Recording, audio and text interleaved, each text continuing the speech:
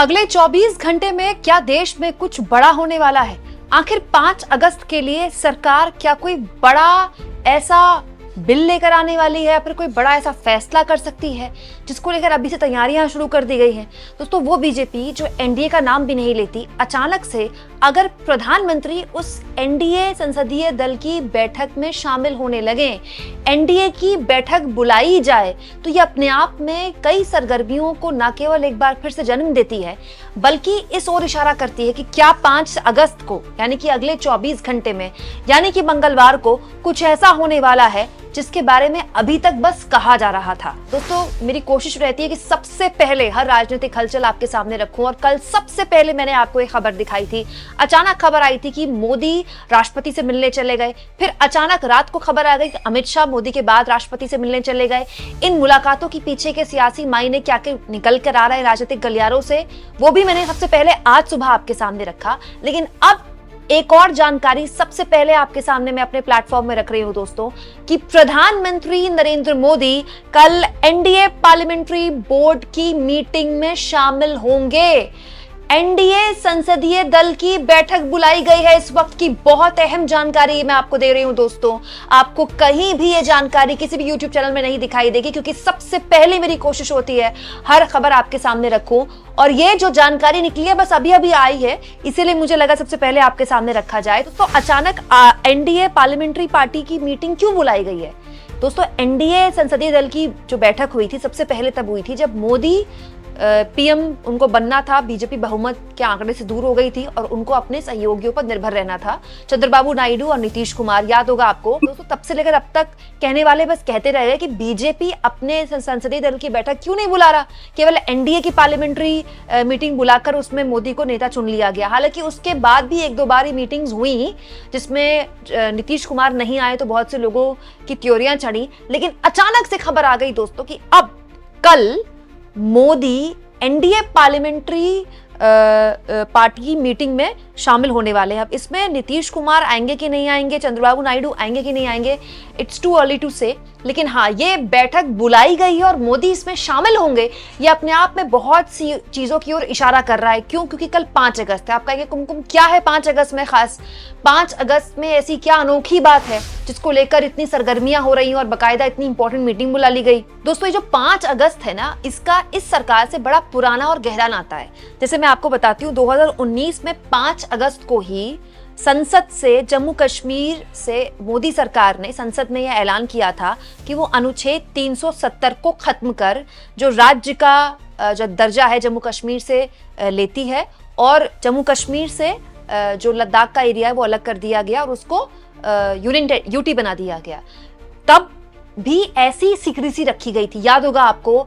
बस जिस वक्त संसद में सरकार ये प्रस्ताव लेकर आई, उसके कुछ घंटे पहले ही ये खबर मीडिया में आई और उसके बाद अमित शाह ने इस पूरे मामले को लीड किया। अमित शाह ने पूरे मामले को संसद में ये जानकारी दी। दोस्तों, 5 अगस्त इसलिए भी बीजेपी के लिए महत्वपूर्ण है क्योंकि 5 अगस्त 2020 को प्रधानमंत्री नरेंद्र मोदी ने राम मंदिर का शिलान्यास किया था। आप कह सकते हैं कि एक तरह से शुरुआत की थी, उसके बाद राम मंदिर बनना शुरू हुआ था। फिर 2024 के चुनाव से ठीक पहले जनवरी में उसका आधे अधूरे मंदिर में उद्घाटन कर दिया गया, याद होगा आपको। लेकिन 2020 5 अगस्त को पहली बार शिलान्यास किया गया था। अब 5 अगस्त आ रही है कल ही बुला ली गई है एनडीए पार्लियामेंट्री मीटिंग। चर्चाएं ये हैं दोस्तों कि याद होगा आपको, मैंने इस सत्र के शुरू होने से पहले ही आपके सामने एक बात रखी थी कि इस सरकार में चर्चा चल रही है कुछ बड़ा करेंगे, कुछ बड़ा होने वाला है, क्योंकि सरकार जानती है कि ऑपरेशन सिंदूर की बहस के दौरान विपक्ष से वो पिछड़ी। बहुत से ऐसे नैरेटिव हैं जो कि उसके इस वक्त खिलाफ जा रहे हैं। तो आप जानते हैं इस सरकार की कोशिश रही है एक नई हेडलाइन देना।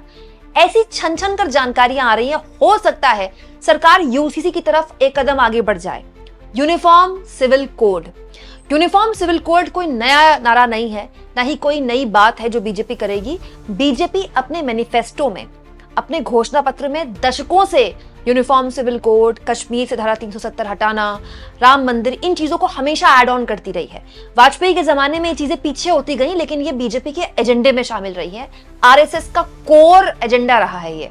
और यूसीसी अब बीजेपी की जो उत्तराखंड सरकार है वो लागू भी कर चुकी है। तो ये पॉसिबल है दोस्तों कि यूसीसी को लेकर कोई बड़ा विधेयक सरकार के अंदर इसको लेकर बातचीत चल रही हो, या फिर कल पार्लियामेंट्री जो बैठक बुलाई गई है एनडीए की, उसमें अपने सहयोगियों को इस पूरे मसले पर एक तरह से कॉन्फिडेंस में लिया जाए। बहुत ही महत्वपूर्ण कल का दिन हो जाता है दोस्तों, क्योंकि प्रधानमंत्री मोदी इस बैठक में आएंगे। अमित शाह भी आ सकते थे। ये बैठक केवल दिल्ली में ऐसे बुलाई जा सकती थी जिसमें जिसको किसी को पता भी नहीं चलता। कई बैठकें होती हैं दिल्ली में जिसके बारे में कोई जानकारी निकल कर नहीं आती है, लेकिन ये बैठक की जानकारी बाहर दी गई है मीडिया में। इसका मतलब सरकार चाहती है कि खबर बने। महत्वपूर्ण ये भी है दोस्तों कि उपराष्ट्रपति भी एक नाम है जिसको लेकर लगातार अभी चर्चा होनी बाकी है। उपराष्ट्रपति के तौर पर जगदीप धनखड़ का इस्तीफे के बाद इलेक्शन कमीशन का जल्दी में ये कह देना कि हमने प्रक्रिया शुरू कर दी है। अब बीजेपी जाहिर तौर पर यह भी चाहेगी कि उपराष्ट्रपति को लेकर भी एक आम सहमति एनडीए में बनाई जाए। तो ये भी हो सकता है कि एनडीए की बैठक में पीएम इसीलिए आ रहे हो, लेकिन मुझे नहीं लगता ऐसा कि उपराष्ट्रपति के नाम पर अगर आम सहमति एनडीए के सहयोगियों के साथ बनानी होगी तो फोन पर बनाई जा सकती है। वैसे भी ये बातें फोन पर की जाती हैं। अगर मोदी इस बैठक में शामिल हो रहे हैं तो हो सकता है बाकायदा माइक वगैरह हो, मोदी इस बैठक में एनडीए के सांसदों को संबोधित करें। बहुत सी ऐसी चीजें हैं जिस पर अभी पर्दा उठना बाकी है। लेकिन अगर उपराष्ट्रपति के नाम पर, नए उपराष्ट्रपति के नाम पर सहमति बनानी है तो इसको लेकर बैठक बुलाना और बैठक में मोदी का आना, ये बहुत बड़ा संकेत देता है। इसकी जरूरत नहीं है। हाँ, लेकिन ये बात सही है दोस्तों कि ये सरकार इस वक्त भयानक बैकफुट में है। डोनाल्ड ट्रंप का लगातार टैरिफ को लेकर आक्रामक रवैया, अब तक भारत और अमेरिका की ट्रेड डील नहीं हो रही है। ऊपर से आज भी उन्होंने 33वें बार फिर ऐलान कर दिया कि वही थे जिन्होंने भारत और पाकिस्तान के बीच सीज फायर करवाया था। इसके अलावा भी डोनाल्ड ट्रंप के लगातार बयानबाजी और उस पर भारत सरकार की चुप्पी काफी किरकिरी सरकार की करा चुकी है। ऊपर से 5 अगस्त यही वो तारीख है जिस पर राहुल गांधी ने यह ऐलान किया था कि वो कर्नाटक में एक बहुत बड़ी प्रेस कॉन्फ्रेंस या कोई कार्यक्रम करने वाले हैं जिसमें वो चुनाव आयोग के खिलाफ जो एटम बम उनके पास है, 100% प्रूफ जो वो दावा कर रहे हैं, उसका खुलासा करेंगे। हालांकि वो कार्यक्रम अभी फिलहाल के लिए टाल दिया गया है क्योंकि झारखंड मुक्ति मोर्चा के संस्थापक और झारखंड के पूर्व मुख्यमंत्री शिबू सोरेन के देहांत के बाद राहुल गांधी ने अपना वो कार्यक्रम टाल दिया है। हो सकता है कि वो 7 या 8 को वो कार्यक्रम हो, लेकिन कार्यक्रम तो वो होगा। तो हो सकता है कि ये पहले से ही प्रस्तावित हो और सरकार राहुल गांधी इस पूरे मुद्दे को लेकर, चुनाव आयोग को लेकर कोई बड़ा खुलासा करें या किसी भी तरह से हेडलाइन बनाए, उससे पहले सरकार चाह ले कि वो हेडलाइन बनाए। और देखिए, इस सरकार का एक चलन रहा है, हर सत्र में कोई ना कोई बड़ा बिल लेकर आती है जिसके जरिए सुर्खियां बने। पिछला सत्र आपको याद होगा, पूरा सत्र वक्फ के ऊपर कितनी बहस हुई। हालांकि उस बहस को लेकर भी विपक्ष कहता रहा कि आप 4-5 दिन दीजिए, लेकिन एक दिन लोकसभा में हुई, एक दिन राज्यसभा में हुई। तो पूरे सत्र में वक्फ के लेकर काफी चर्चा हुई।